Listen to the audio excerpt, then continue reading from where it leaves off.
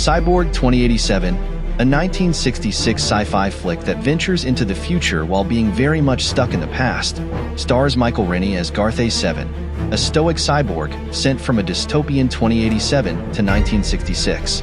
His mission? To prevent the invention of a mind control technology that will eventually strip humanity of free will. If that sounds like the setup for a grand, thrilling adventure, well, the movie certainly tries, though how far it succeeds is a different question. Garth A7 is tasked with preventing Professor Sigmund Marx from inventing the technology that will someday enslave humanity. Of course, the future government isn't about to let that slide, and they send their own mechanical goons to ensure Garth doesn't get too far. Along the way, he meets Dr. Sharon Mason, a local physician who quickly becomes entangled in his mission, and more importantly, his oddly mechanical heart.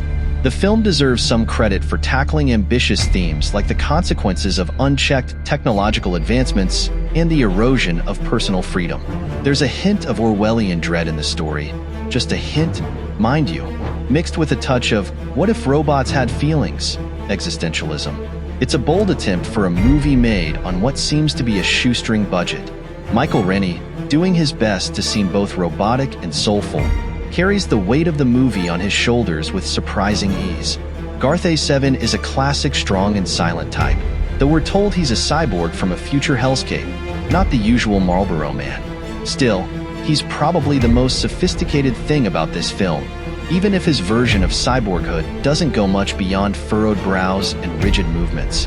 He also has a sweet backpack that's supposedly his time travel device, which looks suspiciously like a vacuum cleaner from the local hardware store. But hey, it's the 60s. Innovation is just a matter of perspective.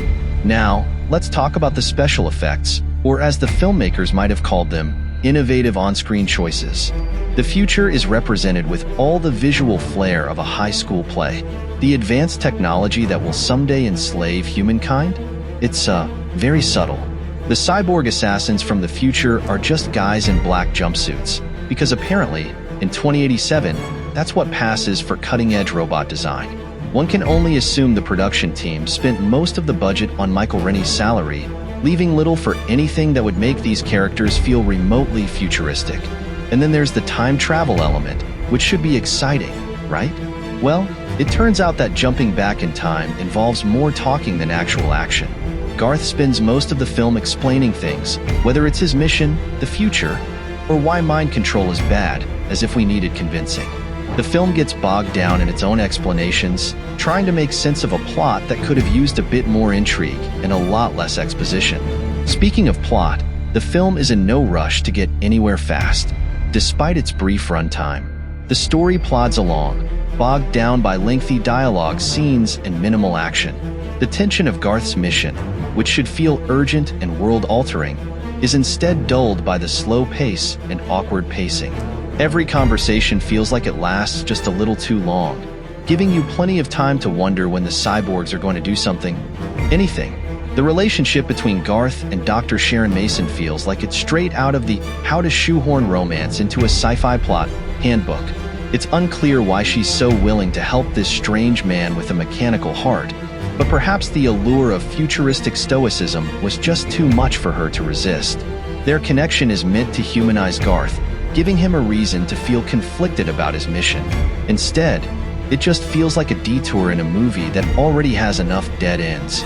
At the end of the day, Cyborg 2087 is a product of its time, both in its vision of the future and its budgetary limitations. It's full of lofty ideas and noble intentions, but somewhere between concept and execution, it takes a hard detour into cheesy territory. That said, there's a certain charm in its ambition, a naivete that makes it endearing despite its obvious flaws. For fans of retro sci-fi, it's an entertaining relic from a time when the future seemed both terrifying and possible, even if it looked a lot like a guy with a metal backpack walking through small-town America. If you're into charmingly low-budget attempts to tackle big themes, or just want to see Michael Rennie play a stiff, literally, Cyborg 2087 might just hit the right note. But if you're looking for cutting-edge technology or gripping action, you may want to set your time machine to a different movie.